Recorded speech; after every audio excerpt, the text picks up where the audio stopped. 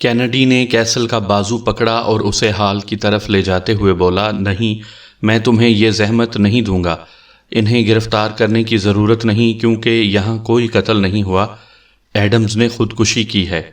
اس سے پہلے کہ کیسل کچھ کہتا، کینیڈی بول پڑا، میں تمہیں سب کچھ بتا دوں گا، تم مجھے 2 منٹ دے دو تاکہ میں ڈاکٹر ٹیلر سے ایک بات کی تصدیق کر سکوں اور اس کے بارے میں سارجنٹ آئروین کو سمجھا سکوں۔ پھر ہم نارتھ برج ہاؤس جائیں گے اور میں راستے میں سب کچھ وضاحت سے بتا دوں گا۔ 3 منٹ بعد کینیڈی دوبارہ کیسل کے پاس آ گیا، جو ابھی تک بے یقینی کی سی کیفیت میں تھا۔ کینیڈی نے اس کے ساتھ سیڑھیاں اترتے ہوئے کہا، جہاں تک میں سمجھتا ہوں کہ ایڈمز ایک تلخ اور پیچیدہ شخص تھا۔ اس نے خودکشی کی اور اسے قتل کا رنگ دے دیا تاکہ اس کا الزام اس شخص پر آ جائے جس نے اس سے اس کی محبوبہ کو چھینا تھا۔ اوہ کرسٹی، پلیز، کیا تم بالکل ہی اپنے ہوش و حواس کھو بیٹھے ہو؟ میں مانتا ہوں گرل فرینڈ سے محرومی پر کوئی شخص حاسد ہو سکتا ہے، لیکن صرف اپنے رقیب سے انتقام لینے کے لیے کوئی خودکشی کیسے کر سکتا ہے؟ یہ بعید از قیاس ہے۔ تم صرف تصور میں ایسا سوچ سکتے ہو، سراغ رساں انسپکٹر۔ کینیڈی نے سوچا کہ شاید باس اس سے ناراض ہو گیا ہے۔ وہ جب بہت غصے میں ہو تبھی اسے سراغ رساں انسپکٹر کہہ کر مخاطب کرتا ہے۔ اگر مسٹر ایڈمز کو معلوم ہو گیا تھا کہ وہ صرف 1 مہینے کا مہمان ہے، ایسی صورت میں تم کیا کہو گے؟ کیسل چلتے چلتے رک گیا۔ وہ بلو ڈیزائن بلڈنگ جانے والی سڑک پار کرنے والے ہی تھے جہاں کیمڈن ٹاؤن ریکارڈز کا دفتر ہے۔ وہاں سے وہ ریجنٹ پارک روڈ کراس کرتے اور نارتھ برج ہاؤس پہنچ جاتے، جو کیمڈن ٹاؤن CID کا ہیڈ کوارٹر تھا۔ کینیڈی نے براہ راست کیسل کی آنکھوں میں دیکھتے ہوئے کہا، ایڈمز کو کینسر تھا۔ تمہیں یاد ہے کہ جوڈی نے کیا کہا تھا کہ وہ بیماری کی وجہ سے اس سے نہیں ملتا اور علاج کے لیے لمبے عرصے تک غائب رہتا ہے؟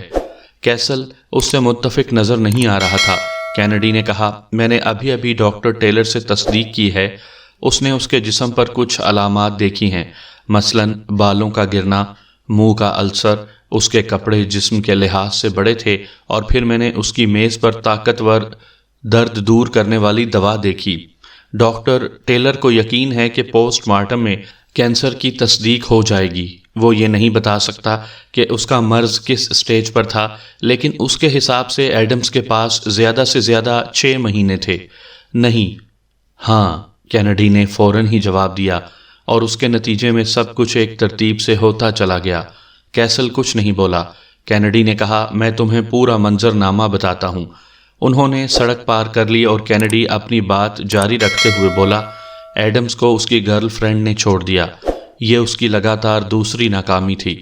اس سے پہلے بھی ایک لڑکی اسے چھوڑ چکی تھی، جس کا انتقام اس نے یوں لیا کہ اس لڑکی کی گاڑی کے چاروں ٹائر پھاڑ دیے۔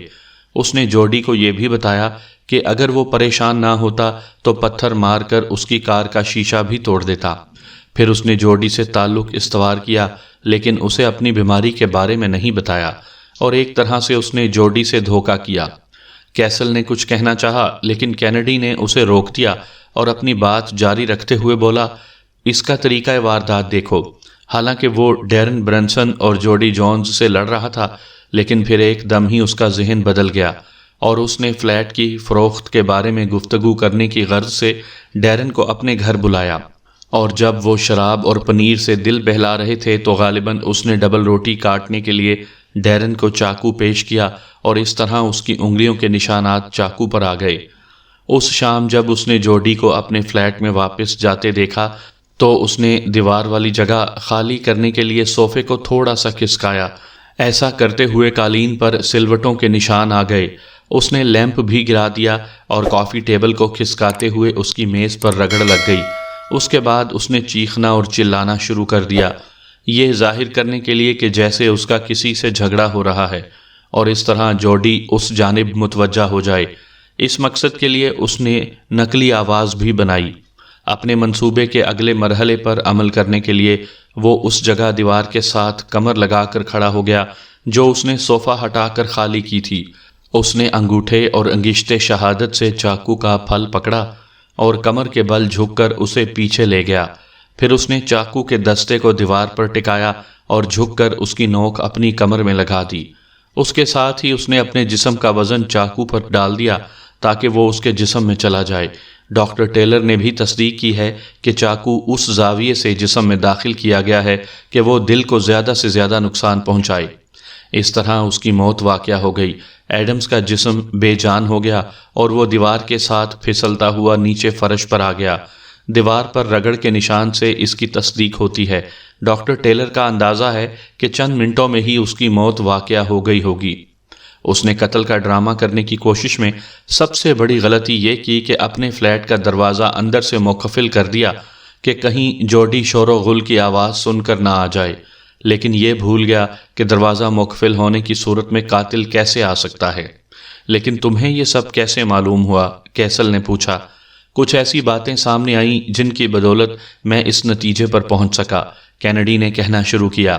پہلی بات تو یہ کہ جوڈی جونز نے دروازہ بند ہونے کی آواز نہیں سنی، جبکہ اس نے خود بتایا کہ جب بھی اوپر یا نیچے کا دروازہ بند ہوتا ہے تو اسے آواز آ جاتی ہے، پھر وہ جھوٹ کیوں بولے گی؟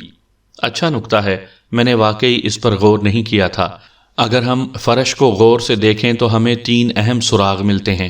جب ایڈمز دیوار کے ساتھ نیچے کی جانب پھسلا تو چاقو کے دستے سے دیوار پر نشان بنتا چلا گیا۔ اگر کوئی شخص آپ کی کمر میں چاقو گھونپے تو اسے لا محالہ آپ کے پیچھے ہونا چاہیے۔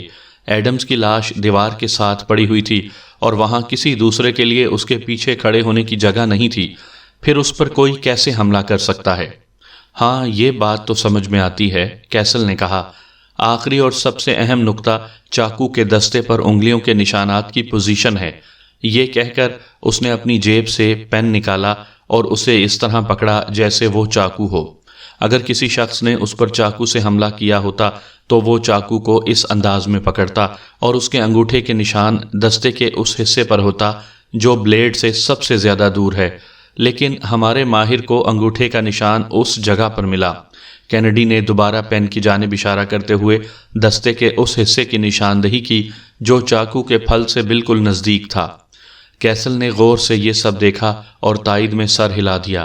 لہٰذا اگر میں چاقو کا دستہ اس طرح پکڑوں جیسا کہ انگلیوں کے نشانات سے ظاہر ہو رہا ہے تو یہ ممکن ہی نہیں کہ چاقو کو سر سے اوپر لے جا کر حملہ کیا جائے۔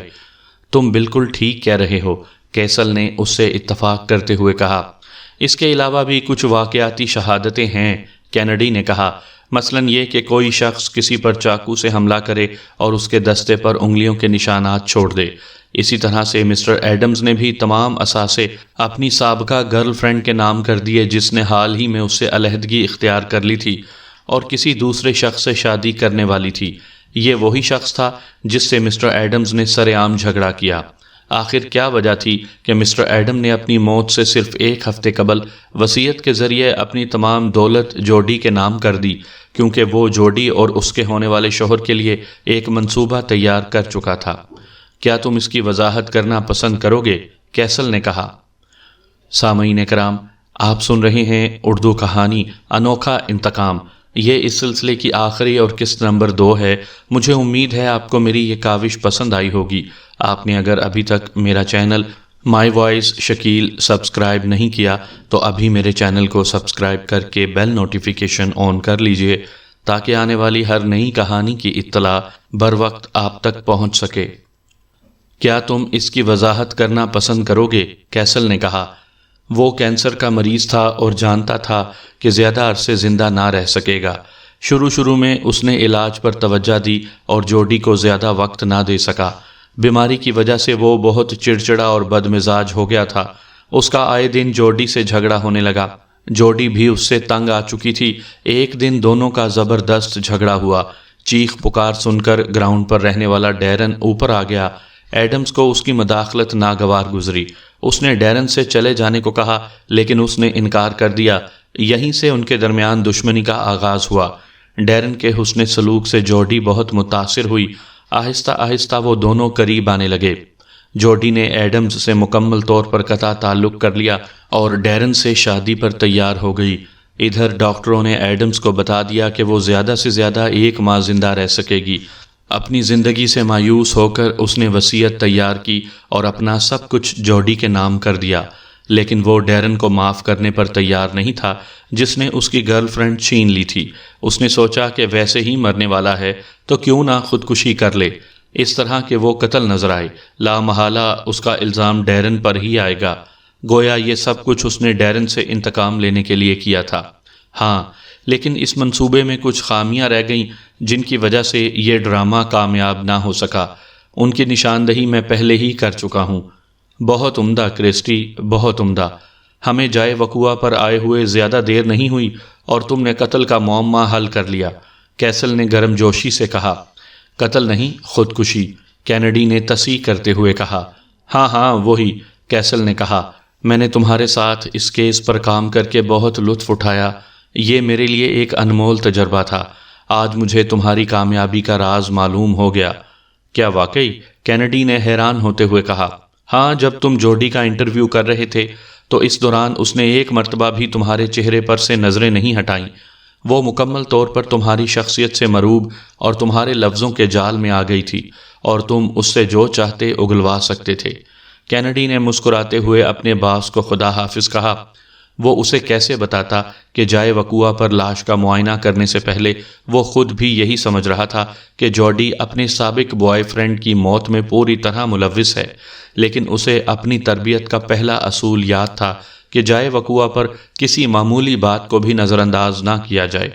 اس کیس میں بھی یہی ہوا تھا۔